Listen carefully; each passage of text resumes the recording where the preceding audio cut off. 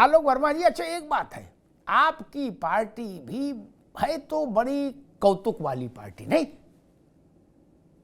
मतलब होता ना कि ठंड रख, तो वो आपने सीखा ही नहीं आपकी पार्टी ना कुछ चलता रहे, कहीं ना कहीं एनआर सुलगता रहे, और जब तक दूसरे लोग कुछ दूसरे काम में व्यस्त हो तब तक एक ऐसी खबर आ जाए कि वहां मन ही न लगे।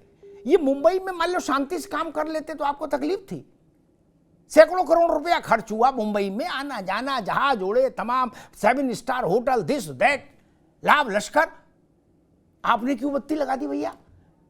एक देश से एक चुनाव करना, मगर ये मुंबई से लौट जाते वहां, ठीक है, अब सारे आपने फोकस डाइवर्ट कर दिया इनका। ये चीज ठीक नहीं, कानूनी तौर पर ठीक है, लेकिन इतना तो रखो भाई, ये भी नेतागिरी कर रहे हैं, आप भी कर रहे हो, आपस में कुछ तो नहीं। हम लोग शादी भी रखते हैं तो पूछ लेते हैं पड़ोसी की शादी से डेट क्लैश ना करे, नहीं नहीं, बैंड वाले को भी दिक्कत होगी, आने जाने वालों को भी दिक्कत होगी। त्रिपाठी जी ठीक कह रहा, शादी में भी, और इतना तो सिनेमा वाले भी ख्याल रखते हैं यार, शाहरुख खान आमिर खान से पूछ लेते, आमिर खान अक्षय कुमार से पूछ लेते भाई तुम्हारी रिलीज किस दिन है, उस दिन ना रखें, नहीं, आप अदबद के वही करते हो। ये मुंबई में होटल बुक कराए और आपने रॉकेट लॉन्चर छोड़ दिया क्या?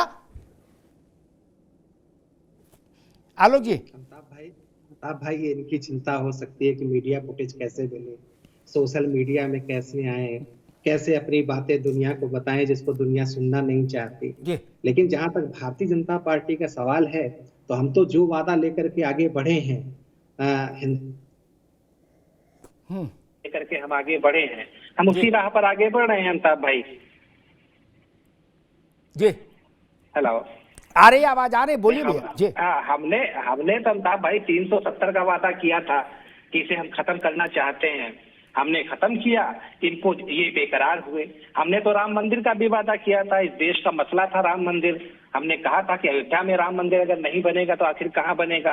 राम मंदिर अयोध्या में बनने जा रहा है, भव्य राम मंदिर बनने जा रहा है। हम तो मथुरा काशी की बात करते हैं, हम उस पर भी चिंतन करते हैं। हम तो समान नागरिक संहिता की बात कर रहे थे, वो भी हमारे मंथन का विषय है। नई संसद हमने बनाकर दिखा ही दी। ऐसे बहुत सारे मसले थे जिनका वादा हमने किया था। 2014 के घोषणा पत्र में पेज नंबर 14 में हमने ये बात भी कही थी कि देश की जो चुनावी प्रक्रिया चल रही है उसे बदले जाने की जरूरत है। और आज अगर हम उस तरफ आगे बढ़ रहे हैं तो मुझे लगता है किसी को एतराज नहीं होना चाहिए। हमारे समाजवादी पार्टी के साथी पूछ रहे थे आखिर इसका फायदा क्या है। अरे साहब, फायदे ही फायदे हैं। 2019 का जब चुनाव हुआ था तो तकरीबन 60,000 करोड़ रुपए खर्च हुए थे।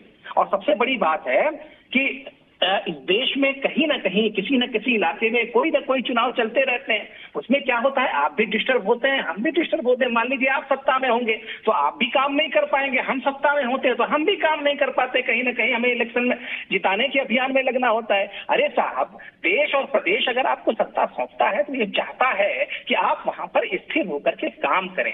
5 साल का आपके पास जो मौका हो उसमें उस पर चुनाव लड़ाने की चिंतन में आप न फंसे। आप देश को प्रदेश को आगे बढ़ाने के विषय में आप सोचें। जब भी किसी प्रदेश में आचार संहिता लग जाती है, किसी इलाके में आचार संहिता लग जाती है तो आप जानते हैं महीने भर तक सारा काम ठप हो जाता है, विकास की कोई प्रक्रिया आगे नहीं बढ़ पाती। भाई केंद्र सरकार काम करेगी, केंद्र सरकार कोई योजना लाएगी, प्रदेश सरकार को भी उसके साथ आगे बढ़ना है। और जब दोनों सरकार साथ साथ रहेंगी, साथ साथ आगे बढ़ेंगी तो जाहिर सी बात है आम जनता की भलाई के लिए काम होगा। भारतीय जनता पार्टी यही तो चाहती है कि देश आगे बढ़े। देश जिस तरीके से आगे बढ़ सकता है भारतीय जनता पार्टी वही काम करती है। जी नहीं, वो तो ठीक है, ये बातें अच्छी हैं, और लेकिन वो गुम चोट वाली बात भी उतनी सच्ची है क्या? आप टाइमिंग के मामले में बहुत मारक हो, उसमें मुरब्बत नहीं बरतते हुए गलत बात है। थोड़ा लिहाज कर लिया करो, आगे पीछे रख लो। और भाई आप हुकूमत में हो, एक देश एक चुनाव लाओ, कुछ लाओ, लेकिन टाइमिंग तो देख लो। मान लो अगले ने टेंट लगाया नहीं और आपने रॉकेट चला दिया क्या? अब वहां क्या बात करें, मुंबई में वहां हर आदमी को अपनी चिंता पड़ गई। हेमंत सोरेन सोच रहे मैं क्या करूं, और दूसरे क्षेत्रीय दल सोच रहे मैं क्या करूंगा। खैर शैलेंद्र जी, एक हम लोग असल में ध्यान नहीं रखते, और ख़ास तौर पर राजनीतिक दलों के जो लोग हैं उनमें बहुत कम लोग ऐसे हैं जो चीज़ों को गौर से देखते हैं, वरना नारों पर चलने की एक टेंडेंसी है। अगर ठीक से याद रखा होता तो हमको पता होता 14 में मोदी की सरकार आई पहली बार। 2015 के आरंभ में, त्रिपाठी जी आप भी सुनिएगा भाई, 2015 के आरंभ में यानी आने के 7-8 महीने बाद ही शैलेंद्र जी, भारत की सरकार ने चुनाव आयोग से लिखित तौर पर पूछा कि 52 से 67 तक जो व्यवस्था देश में चल रही थी, लोकसभा के साथ राज्यों के विधानसभाओं के निर्वाचन, उसको वापस लाया जा सकता है, रिस्टोर किया जा सकता है। चुनाव आयोग ने कहा जी हां किया जा सकता है, कुछ छोटे बदलाव करने होंगे सरकार के स्तर पर जिनको संसद मंजूरी देगी। बस अगर उस वक्त भी ये बात समाजवादी पार्टी, आरजेडी और जेडीयू सब ध्यान से सुन लिए होते तो आज चौंकते नहीं। शैलेंद्र जी, सरकार ने 2015 में ये पूछा था।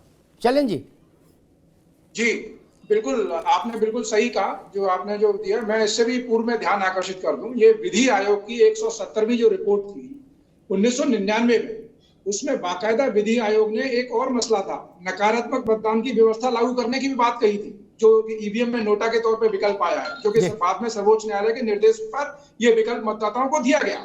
तो जब ये मसला विधि आयोग, निर्वाचन आयोग, ये तमाम जितने भी जो नीति निर्धारक जो उनके स्टेक होल्डर्स हैं, सबने इस पर जो कंसेंसस अपनी दी है, तो मुझे समझ में नहीं आता फिर आपत्ति क्यों है। अभी बात हो रही थी, बेनिफिट की बात हो रही थी, तो मैं जरा जो है इसको प्रिसाइजली इनके सामने रख दूं। अरे खर्च भाई सिर्फ जो है देश का खर्च नहीं, सिर्फ प्रशासनिक खर्च नहीं, राजनीतिक दलों का भी तो खर्च कम होगा। आपको जो है अगर लगातार चुनाव में जाना पड़ता है, तमाम ऐसे राजनीतिक दल हैं जिनके पास जो है संसाधनों की कमी है, अगर एक बार में अगर चुनाव हो जाएगा तो आपके पास भी तो वो खर्च कम होगा कि नहीं। तो चाहे जितने भी स्टेक होल्डर्स हैं, चाहे राजनीतिक दल हो, निर्वाचन आयोग हो या सुरक्षा बल हो या आम नागरिक इस देश का, सबको ही जो तैयारी करने के लिए व्यापक समय मिल जाएगा।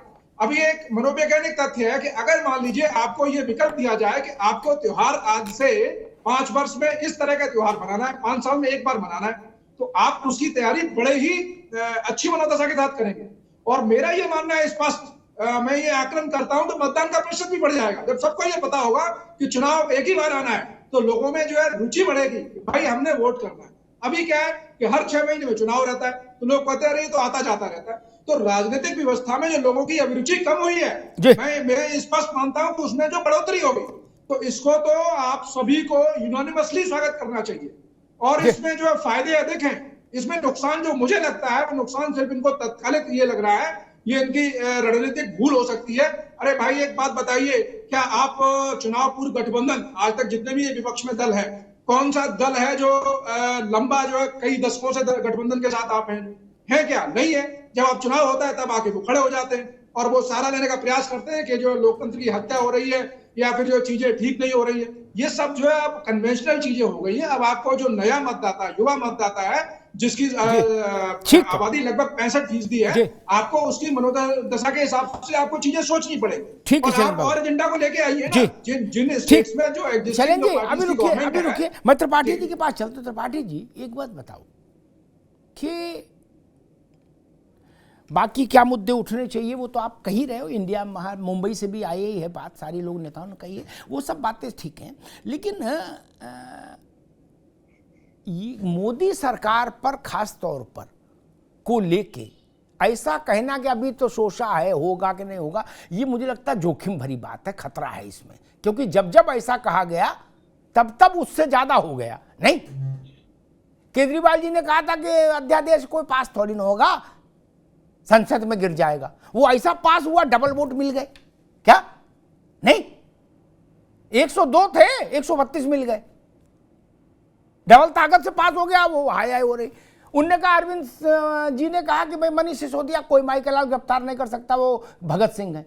क्या जमानत नहीं हुई आज तक, भगवान का नाम लेके।